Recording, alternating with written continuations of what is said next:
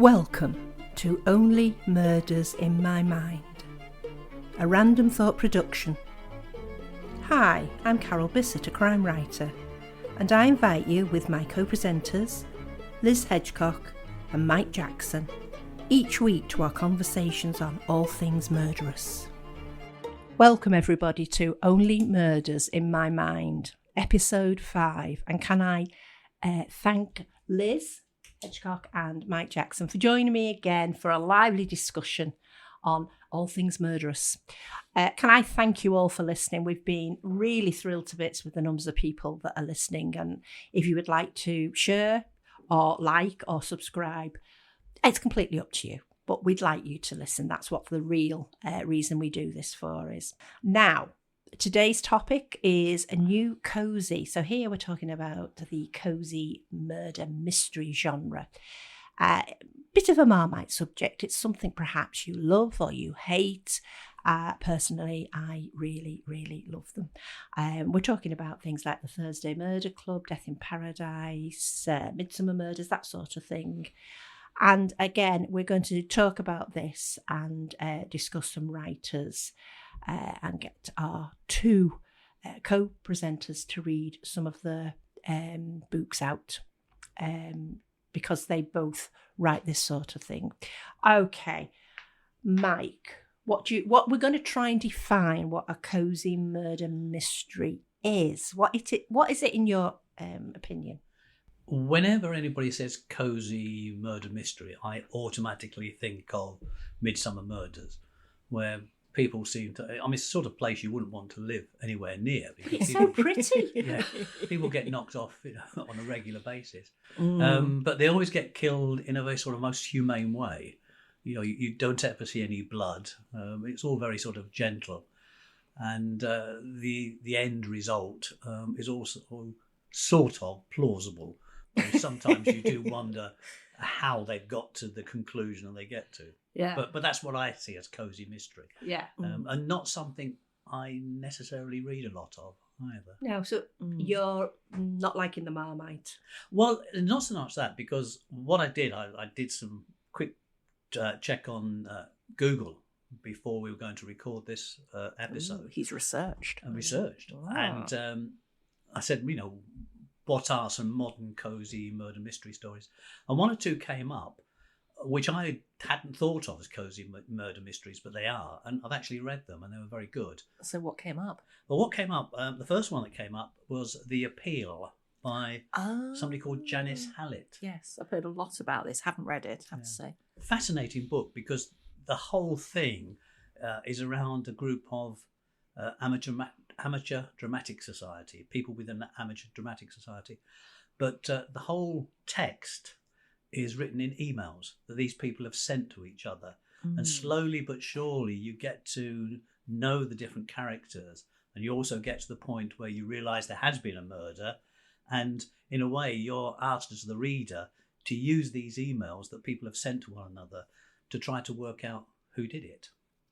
So they give you the opportunity to be the detective by giving you clues? In a way, yes. The clues are within the email messages. And also sometimes there are notes to go with the email messages. And the idea is you try to work it out. I didn't get anywhere near it, but it all made sense when it was explained at the end. Yeah. Fascinating premise. It was a really good read. That's a novel way of writing, isn't it, really? Yes. And I suppose when you were saying you hadn't realised it was a cozy, I'm thinking I hadn't exactly realised it was, but thinking about the cover of it, yeah, it's got that kind of very new cozy cover. Yeah.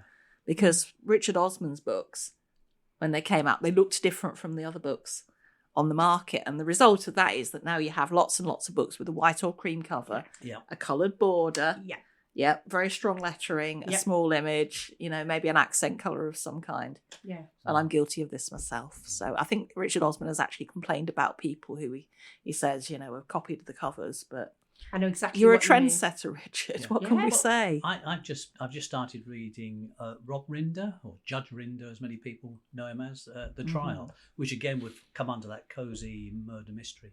And you would look at the cover of that book, and you wouldn't, you could be not mistaken to think it's a Richard Osman book because the cover is so similar. Yeah. Yeah.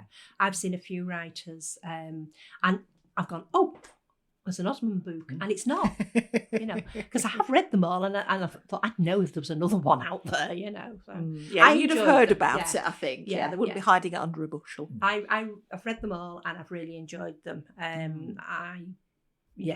As I say, a lot of people don't like his books, but he's laughing all the way to the bank, and good luck to him. That's all I can say. I've read them and enjoyed. I haven't read The Last Devil to Die yet, but I've read the others. Do you think they'll make it into a series? Is it asking to be made into a series? I'm sure it will be. I mean, it's so popular. Think of how many people would watch it. Have you read them, Mike? I started reading, what's the first one called? The Thursday Murder Club. Yeah. And I couldn't really get into it. But to be honest, I think I need to go and give it another go. Because funny enough, I'm enjoying the Rob Rinder one. And that's not a million miles away from what I think the Murder Mystery Club idea is. Correct me if I'm wrong. Are they in present tense?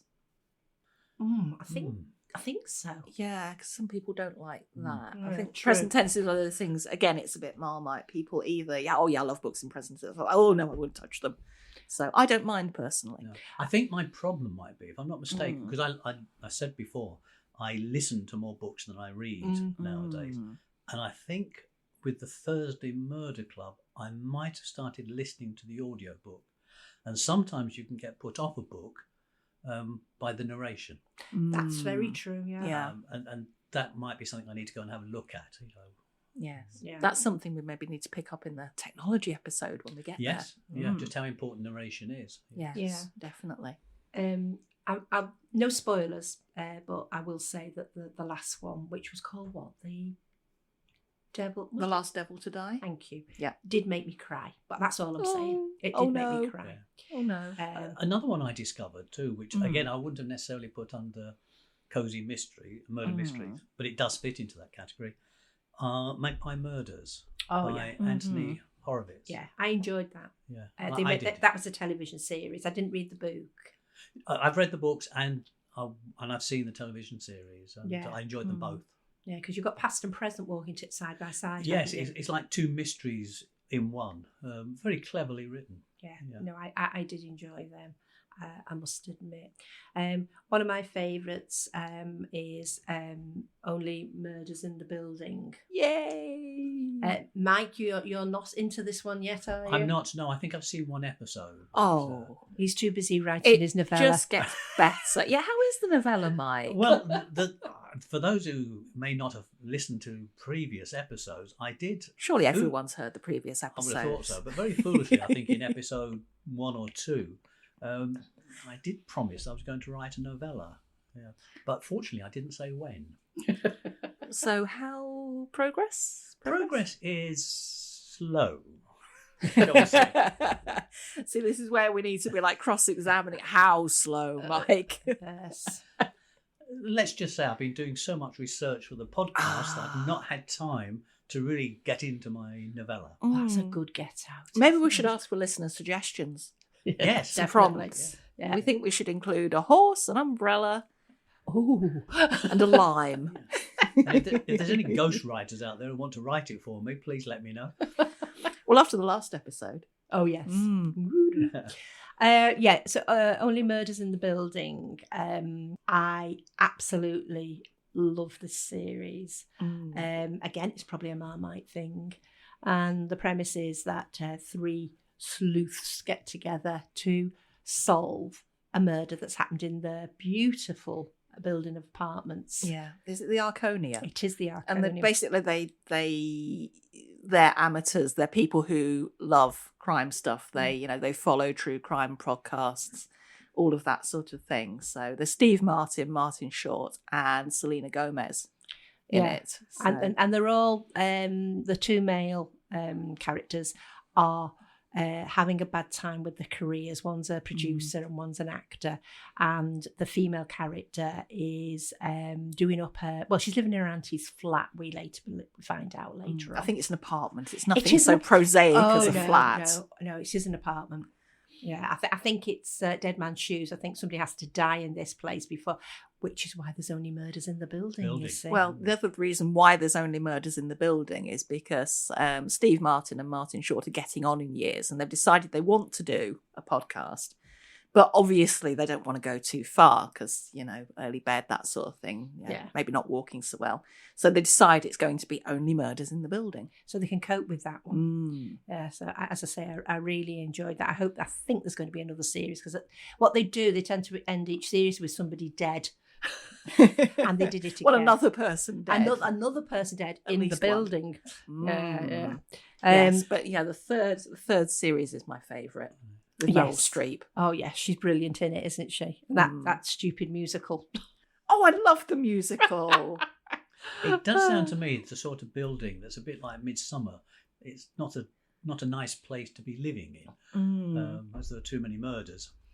I mean, I suppose unless you get to the point where they're the only three left in the building, because that could be really problematic. Yes, yeah. But it's the feel of it, isn't it? Yes, and I say that it's when you see the building and the apartment. The apartments are so nice. It's all so plush. And at one point, Sting's got the suite upstairs. He's got the what's it called? Is it the penthouse? He's got the penthouse suite. Yeah, so he's in it, and there's a lot of famous people popping in and out of this doing little parts in it. So and the other thing about it is, I mean, the jobs as well. I mean, an actor, a theatrical producer. Mabel's a sort of artist, I think. She is, yeah. And it's those sort of, not very jobby. I mean, no one's a welder. No. Or anything like that, No, or an accountant. They come from rich backgrounds and they're all very creative, aren't they, in their what they do. So, yes, I really like that. Do you find that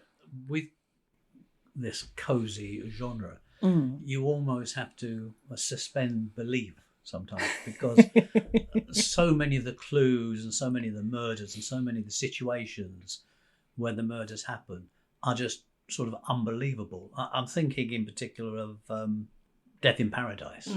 Yes. And you think to yourself, no, that wouldn't have happened, or that couldn't have happened, or what are those people doing on that island in the first place? Yeah. But it's kind of escapist, isn't it? It is, yes. It's also, I was saying about the jobs there, it's like cozy categories on Amazon. You can divide them into three. There's crafts and hobbies cozies. So our protagonist, it's almost always a female protagonist, has a cake shop, a mobile library, something like that. She has a pottery cafe. You have culinary ones. Couldn't possibly comment. So there's culinary ones with, cake shops and coffee shops and all of that sort of thing. And then there's animal ones. Oh, right, yeah. So, talking cats, I was paranormal. Say, you've got some nice cats in one of yours. Oh. I really like those cats. Well, I like cats. You've only got to put cats with... See, I've got a cat and I keep hoping this cat will come and sit on my knee so I can have some photographs done for this podcast. But she hates me. So that's never likely to happen. If I get her on, she'll be on my shoulder trying to claw her way off. So that's... Your cat comes and sits on your knee. Yeah, we used to do Luna's good like that. She was great. Oh yeah, I was talking to my co-conspirator earlier, and she came and joined the call for a bit. Yes, that's what I mean. But you see, you need a friendly cat to get to. See, I'd bring Luna, but she hates cars, so she'd be in the right mood when she got here. I know Liz has written a couple of series. How many would you say now, Cozy Mystery? I'm thinking 3, maybe? No, more than that. I was just thinking some of it, not that many. Some go into a different genre, though, don't they? This is what I'm trying to figure out. No, you carry on discussing my work. I'm not. I'll just whistle for a bit. Well, there's Pippa Parker, yes, which I did set out to write as a cozy series. Yes, they were my first books that I read of yours. That's the cozy. What a thought. There's the Magical Bookshop, which is distinctly cozy. I mean, there's not even much death in it. So yeah, you might say it's even too cozy to be cozy. But it's got a bookshop in it, so it's definitely like crafts and hobbies. And then there's Booker and Fitch, which I would kind of rank as cozy because again, not too much blood and magic shop, bookshop, sleepy town, although a surprising amount of murder for such a sleepy town. And also, stop the press, Paula and I are thinking about working on something a bit paranormal next year. Oh, that'll be interesting. We'll be hearing more about that, I hope, in the future. Well, when we have more detail, you'll probably be the first to hear it, but it's very much, it's in the back of an stage. envelope at the moment. Right, so, yeah. yes. Yeah, I'm on my fourth book of the Warranted Detective series, and I have got this idea in my head to do a cosy murder mystery when I finish this book. Just to see whether I can do it, whether it flows. I might get into chapter 2 and go, no, this isn't working. And that'll be another chapter consigned to my lots of chapter 1s and 2s that I've got on my computer. But I don't know, because I'm quite invested in the Warranted Detective series now. So I do like writing that. I think it's one of the things that might come as a spin-off of what we're doing now in terms of this podcast, is that it might push us down a road of cosy murder mystery. I'm thinking of writing, apart from the novella, of course, my other thought is to write another book of short stories, maybe 100-word stories, which are all murder mystery link. Yeah, I think that's it. I think, we all go to a local writers group, don't we, Mike? We do. And you do bounce ideas off each other. And as I say, it's sometimes you think, oh, I'd like to try that. The current book I'm writing, we had a lady that came to our writers group and started talking about a church and bodies being found, and that's what sparked the idea for this latest Warranted Detective book. So you just never know where you're going to get the ideas from. You could be listening to somebody on the bus or in a coffee shop, Mike. Coffee shops are my favourite place to go and write. And it's amazing just what conversations you can sometimes... And you don't need to hear the whole conversation. In fact, it's much better if you just hear a snippet of the conversation, because you can then fill in the blanks, which is much more fun. Yeah, I was going through one of the markets in London once. I go to London quite a lot, and heard a snippet of a conversation between a stall holder and somebody on the other side, which I think she was also a stall holder from another stall. And she had hold of her hand. She was saying, I just don't know what to say. This is terrible news.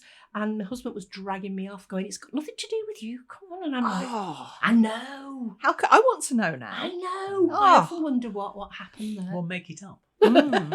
Can I say, going back to, we were asking you about cosy, and you said you didn't think you did, and you didn't think it was your sort of thing. And then you found that actually you have read a lot of, or quite a few books that are categorised as cosy. Why do you think that is, that some people go, oh no, I'd never read a cosy? What is a cosy mystery? Yeah.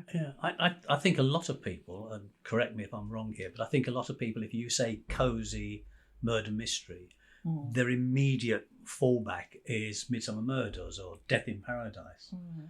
And while they might see that as light entertainment on the television, which you can sort of partly switch off from, they might not necessarily want to invest time in reading a book along those lines. But of course, cosy murder mystery, as we have already said, is much more than what we see on the television. Yeah. And I think Liz was right as well. It's escapism, because a lot of these cosy murder mysteries are set in really nice places. My husband isn't a great sort of cosy murder mystery fan, but he loves Death in Paradise because it's lovely beaches, the sea, everybody's dressed in bright colours, and it just lifts you a little bit. And then somebody gets killed. I'm just going to mention Knives Out and Glass Onion here for the locations. What? Yeah. Yes. Yeah, in Knives Out, I like was it Little Old Great Granny that sat in the window? Yes. Although, fun fact, she was younger than Christopher Plummer, who was meant to be her son. Makeup's really good. Yeah, no, that was that made me. And again, you see, it was a sort of it was a film, They made both of them into like with the Netflix films. It doesn't really matter. I think Knives Out was on Netflix because of when it got released. Obviously, Yes. I went to see Glass Onion at the cinema, which was great. I went to see. You're right. And we went to a posh cinema, so we felt properly like we were there in the mansion.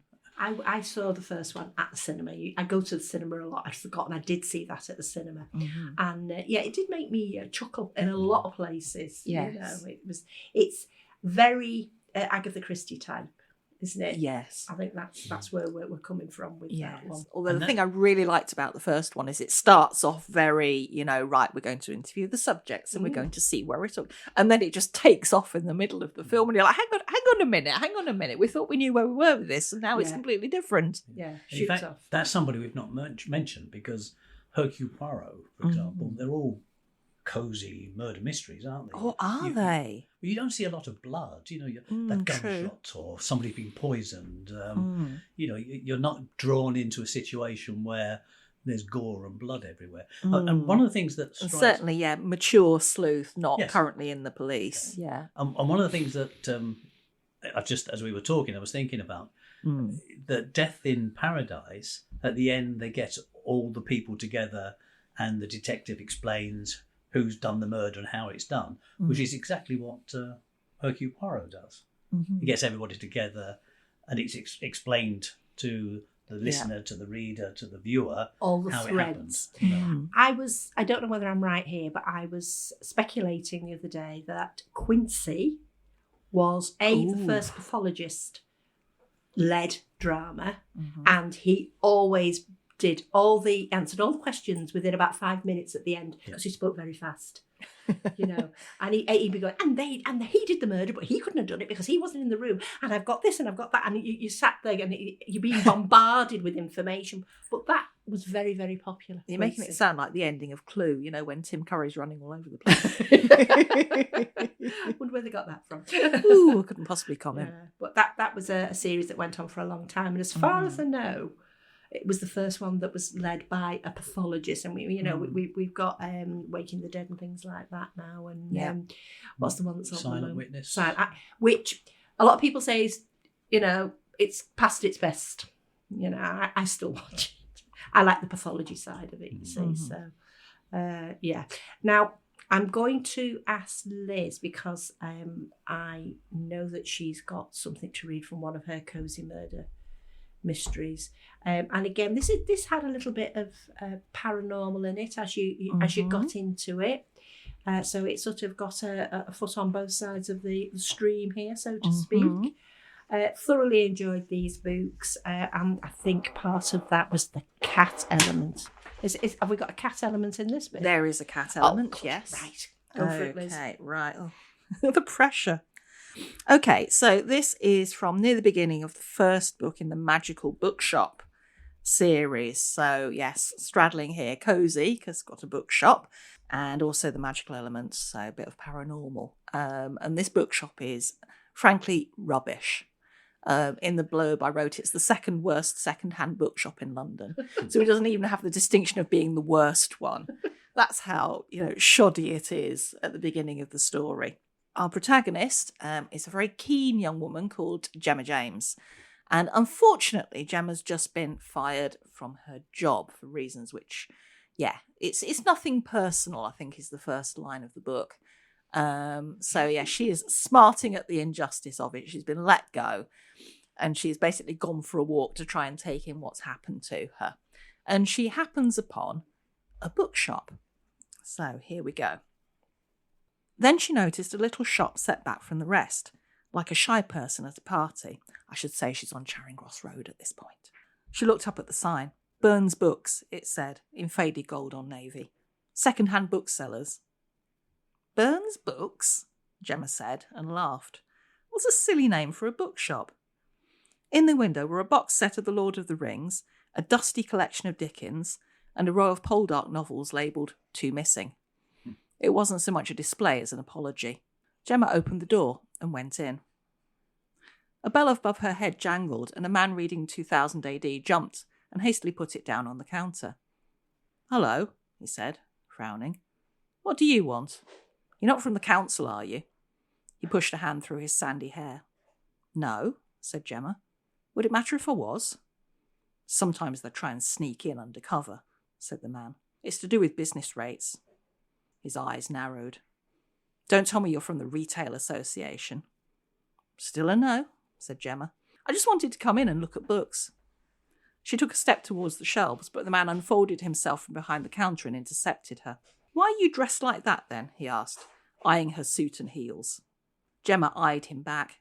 I could ask you the same question. He was wearing blue and green tartan trousers, a thick bottle green velvet waistcoat incredibly unsuitable for the weather, a dress shirt with a pleated front and a gold lame bow tie. I'll dress how I like, thank you very much, the man replied, with dignity. Which books do you wish to look at? He said this as if expecting her to back down and admit defeat. Novels, declared Gemma, nose in the air. I like novels. The fiction section starts there, he said, jerking a thumb at it, and retreated behind the counter. Gemma approached the shelves, trying to remember the last book she'd read. She liked reading, loved reading, in fact, but somehow, those evenings working late or getting merry with her friend Em, and the weekends doing a little bit of extra work to stay ahead, really cut into her reading time. She scanned the shelves for something impressive, something which would show this snooty bookseller that she wasn't an illiterate fool who had stumbled into a bookshop by accident. Tolstoy, that should do it. Her hand stretched towards Anna Karenina on the bottom shelf, but before she could grasp it, the book was obscured by a blur of marmalade fur. Yellow eyes glared at her. The cat sat down right in front of the book, then without ceremony began to clean its bottom.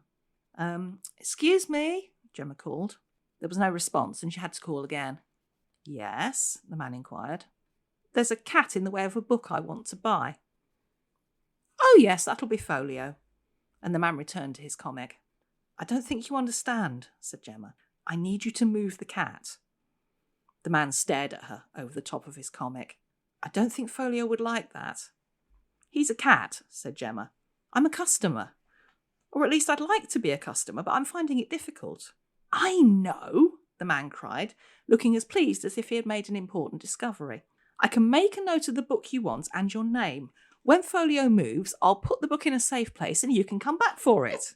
Gemma stared at him. Or I could go to another bookshop.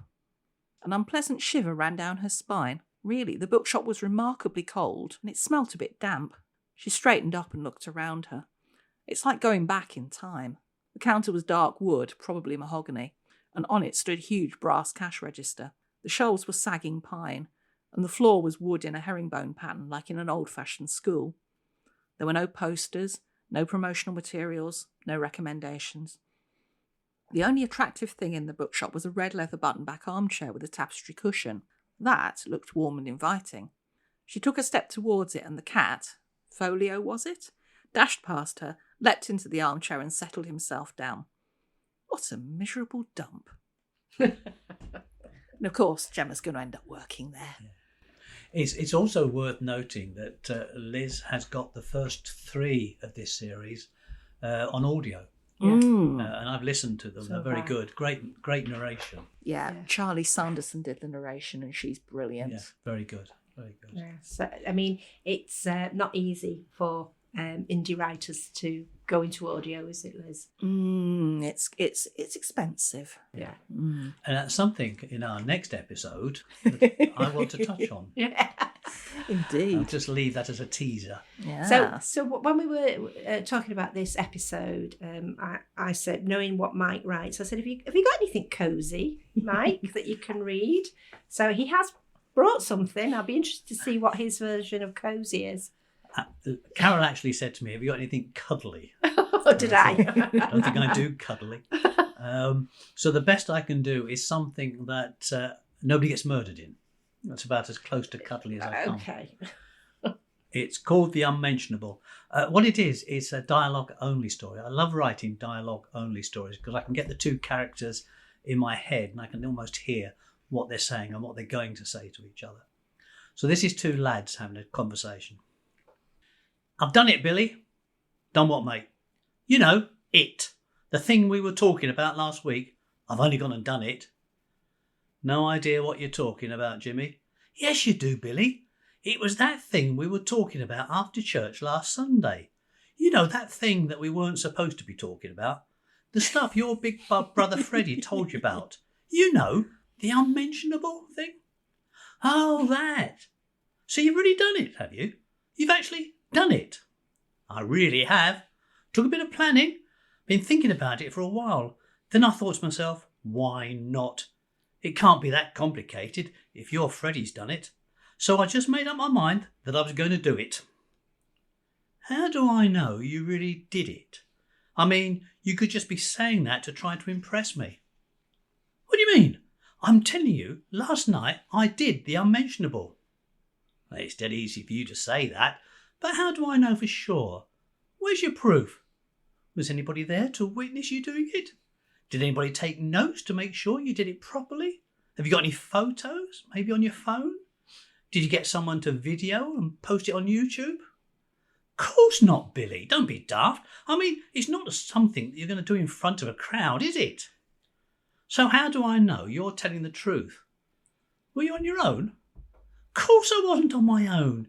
You can't do it, you know, the unmentionable on your own, can you? It's just not possible, is it? So who was with you then? Who did you do the unmentionable with? If I tell you, Billy, you got to promise not to tell anyone, and you're not to laugh either. Promise?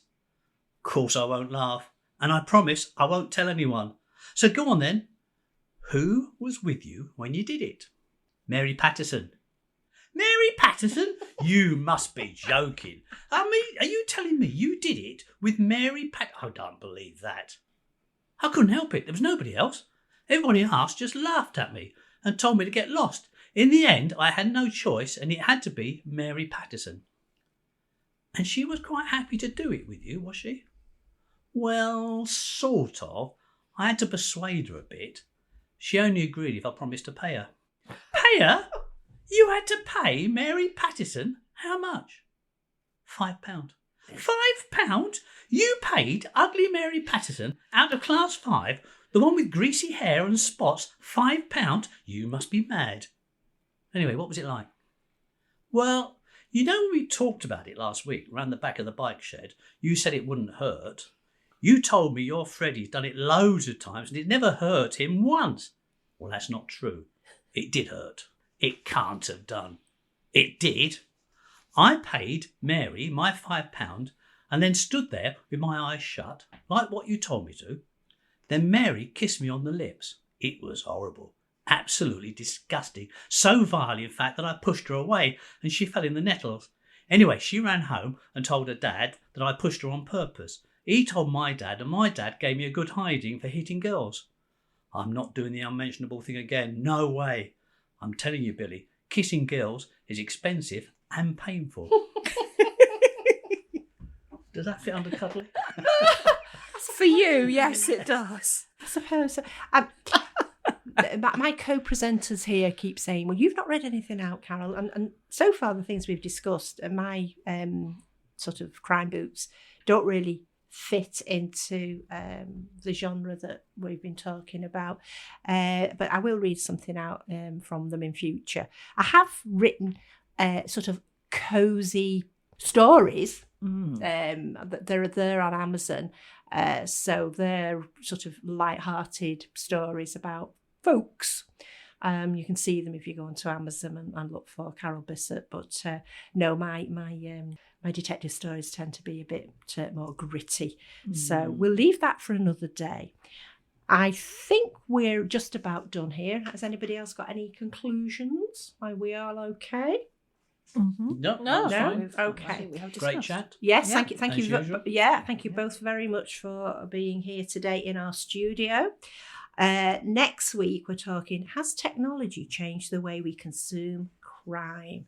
And as I've said, all the books that we've read from today are available on Amazon. You can visit the website, which gives us a rundown of what we've talked about today.